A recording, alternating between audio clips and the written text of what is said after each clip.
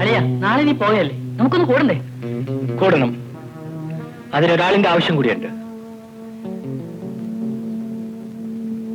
എന്നെ കുറെ നാൾ ചുറ്റിച്ച റോഷിനിയില്ലേ, ആളറിയാമല്ലോ. എനിക്ക് അവളുമായിട്ടൊന്ന് കൂടണം.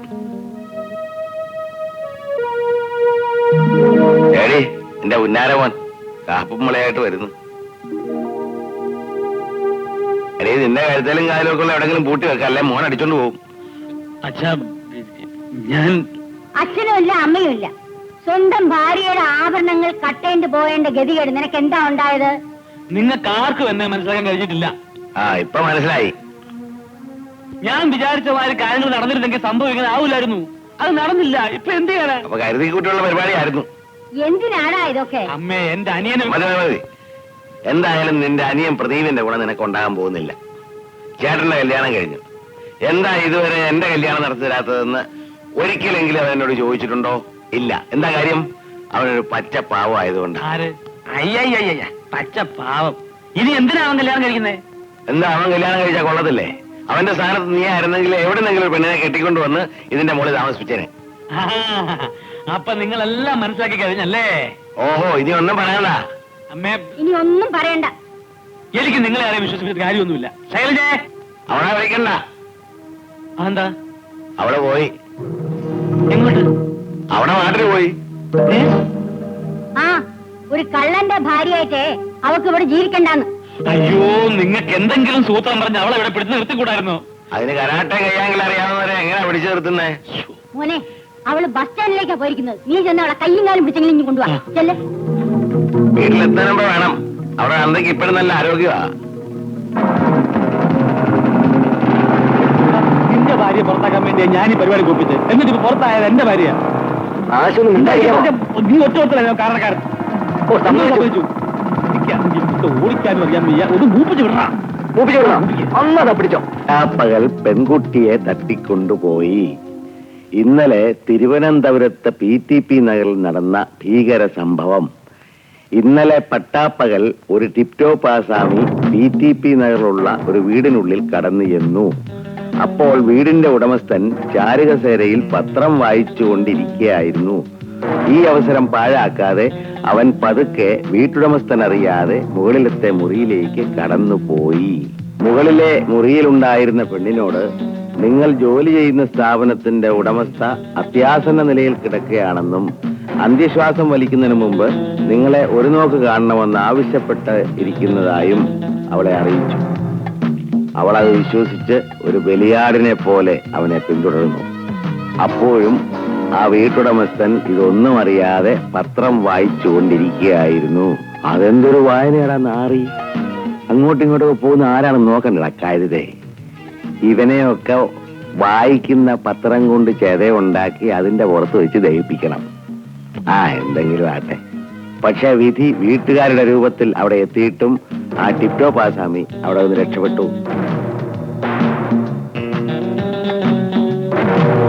ഇതിനെപ്പറ്റി പോലീസ് അന്വേഷണം നടത്തിക്കൊണ്ടിരിക്കുന്നു. കഷ്ടമായിപ്പോയി. എന്തോന്ന്? ആ റോഷിയുടെ മാഡത്തിന്റെ ഹാർട്ട് അറ്റാക്ക്. എന്ത് കാര്യം? നീ എങ്ങനെ അറിഞ്ഞു? അതെന്നെ, ഓഫീസിൽ നിന്ന് ആള് വന്നതാ. ഇപ്പൊ അവളെ വിളിച്ചോണ്ട് പോയി. എപ്പോ? ഇപ്പൊ. അതങ്ങനെ ഞാനിവിടെ പത്രം വായിച്ചോണ്ടിരിക്കുന്നു. ഞാനറിയാം അവര് പുറത്തു പോകും. അയ്യോ, ഞങ്ങൾ അറിഞ്ഞില്ലേ? ഇല്ല. ഇപ്പൊ അവളെ വിളിച്ചോണ്ട് അങ്ങോട്ട് പോയല്ലേ ഉള്ളൂ. ഇപ്പൊ വിളിച്ചോണ്ട് പോയെന്നെ.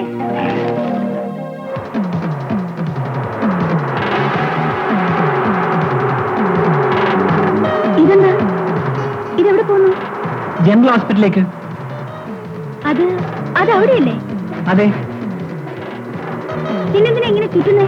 നേരെ പോയ പോരെ? അത് വേറെ വേണ്ട. എന്റെ ഭാര്യ കേട്ടോ, എനിക്ക് തിരികെ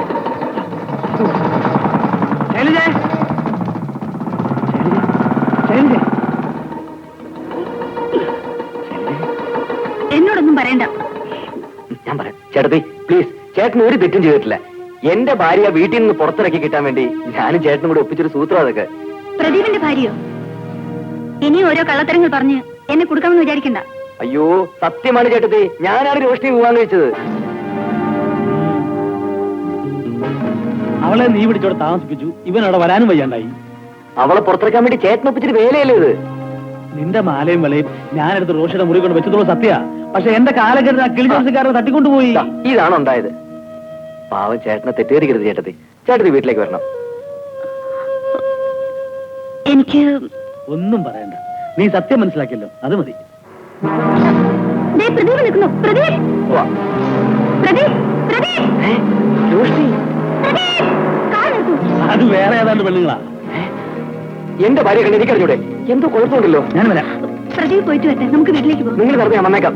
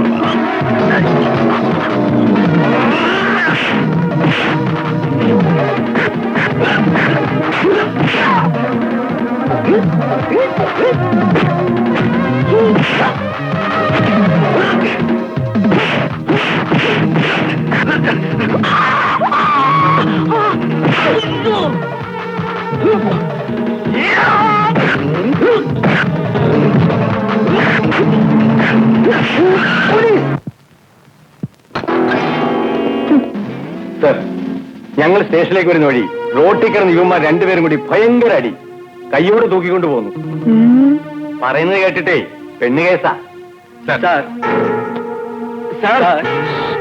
ഉണ്ടായിരിക്കണം, ഞാൻ പറഞ്ഞു കൊടുത്തോളാം. സാർ ഞാൻ ഒരു സമയത്ത് ഒരാൾ പറഞ്ഞാൽ മതി. അതല്ലേ ഞാൻ പറഞ്ഞു. വേണ്ട, നീ പറ, എന്താ നടന്നത്? പറഞ്ഞോട്, സത്യം പറഞ്ഞോട്. സാർ, ഞാനും എന്റെ ഭാര്യ ഒരു കാറിൽ വരുന്ന വഴി ഇവൻ മോട്ടോർ സൈക്കിൾ പുറകെ വന്ന് ഞങ്ങൾ തടഞ്ഞു നിർത്തി എന്റെ ഭാര്യ തട്ടിക്കൊണ്ടു പോകുന്നു. സാർ സത്യം ഞാൻ പറയാം. സാർ ഇവൻ പറയുന്നത് വിശ്വസിക്കണം, ഞാൻ പറയാം. ഇവൻ എന്റെ ഭാര്യയെ തട്ടിക്കൊണ്ട് പോകാൻ ഞാൻ മോട്ടോർ ബൈക്കിൽ പുറകെ വന്ന് എന്റെ ഭാര്യയെ രക്ഷിച്ചു. സാർ മിണ്ടാറില്ല, എനിക്കൊരു ഇംഗ്ലീഷ് പോകാൻ വേണ്ടി ഞാൻ പറയാം. സാർ എന്റെ ഭാര്യ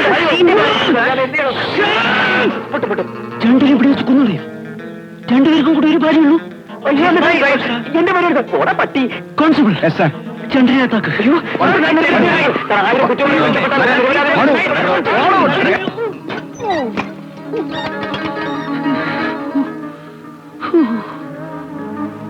ഇതെന്താ പാഞ്ചാലി സ്വയംവര കേസോ?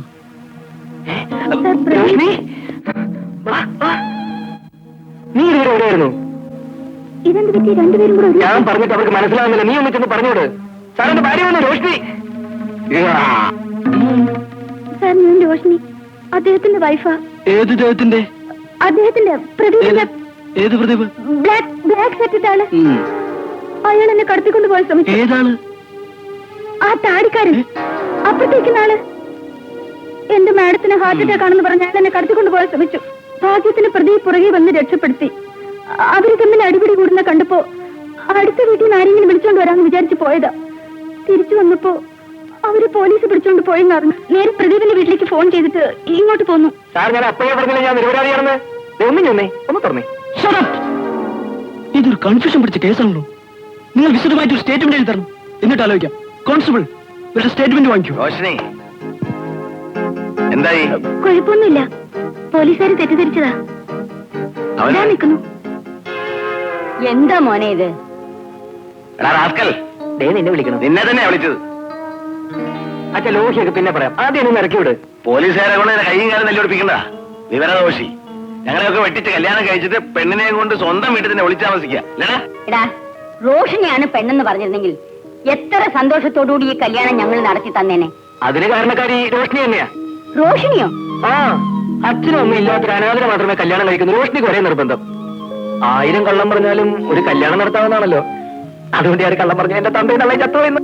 അയ്യോ, എന്റെ ചേച്ചി ഭർത്താവിന്റെ വീട്ടിൽ നിന്നുള്ള വിഷമങ്ങൾ സഹിക്കാനാവാതെ ആത്മഹത്യ ചെയ്തു. അന്ന് ഞാൻ എടുത്ത തീരുമാനമായിരുന്നു അത്. പക്ഷെ നിങ്ങളെപ്പോലുള്ള അച്ഛനും അമ്മയാണ് പ്രദീപനെന്ന് ഞാൻ അറിഞ്ഞിരുന്നെങ്കിൽ എന്റെ തീരുമാനം ഞാൻ എന്നെ മാറ്റിയേനെ. എന്നോട് ക്ഷമിക്കണം. വേണ്ട വേണ്ട, നിന്റെ തീരുമാനമൊന്നും മാറ്റണ്ട. നിന്നെ പോലെ ഒരു പെണ്ണിനെ എന്റെ മകന്റെ ഭാര്യയായിട്ട് കിട്ടിയത് തന്നെ ഭാഗ്യം. ഞങ്ങളുടെ ആഗ്രഹമൊക്കെ തീർന്നു.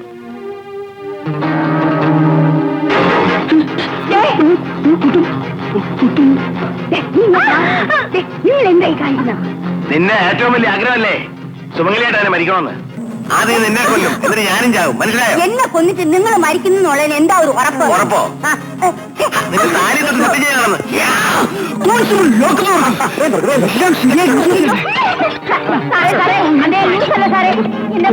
ത്തിനും ആത്മഹത്യാ ശ്രമത്തിനും കിഴവൻ ജീവിതകാലം മുഴുവൻ കമ്പി എണ്ണിയേ പറ്റൂ. തിരിച്ചു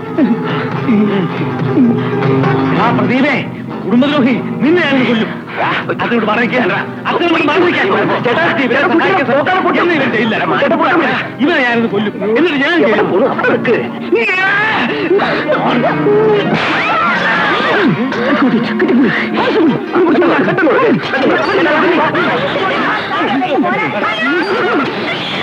ഏത് പ്രാണാശോത്രം നടക്കുമെന്നാണോ?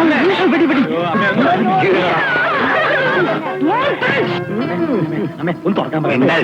അയ്യോ സാർ, സാർ എന്റെ മോൻ പാവമാണ് സാർ. അവന് മൃദംഗം വായിക്കാനേ അറിയാവൂ, വെടിവെക്കാൻ അറിയില്ല സാർ. അയ്യോ എന്റെ മോൻ പാവമാണ് സാർ. സാർ ഒരു അബദ്ധം പറ്റിയതാ, അവരെ വിടണം.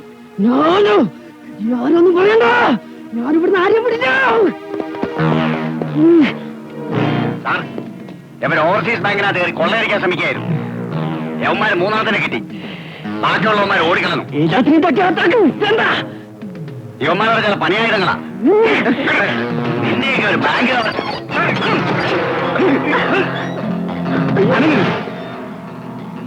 അങ്ങനെ ഇവരുടെ ജീവൻ നഷ്ടപ്പെടും. തോക്ക് താഴെ വേണ്ട സാർ. സാറേ, തോക്ക് താഴെ ദയവ് ചെയ്താൽ തോക്കൊന്ന് താഴെ ഇടണം സാർ.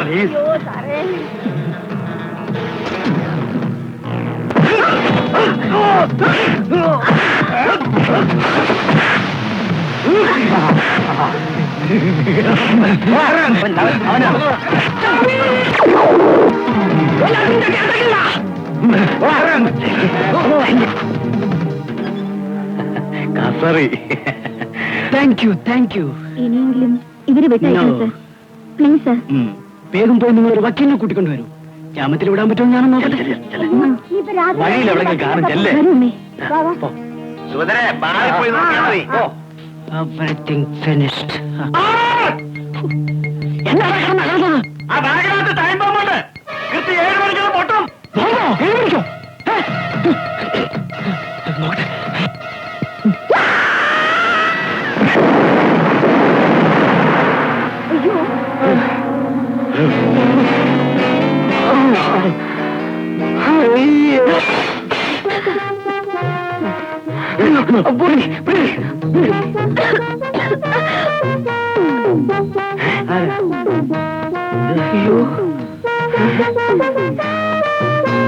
ഭ്രാന്തൻ.